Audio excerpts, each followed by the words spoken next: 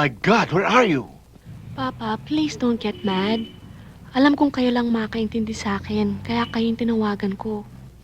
Okay, pero bakit hindi mo ako kinausap? Running away won't solve your problems. Hindi ako tumatakbo sa problema pa. I just want to decide for myself. Ano ba talagang gusto mo?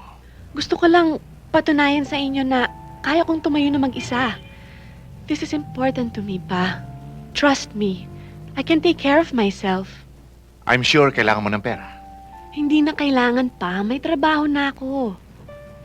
Pa, can you believe that? I'm actually earning my own money. Isabel, I miss you. So please come home. I need more time.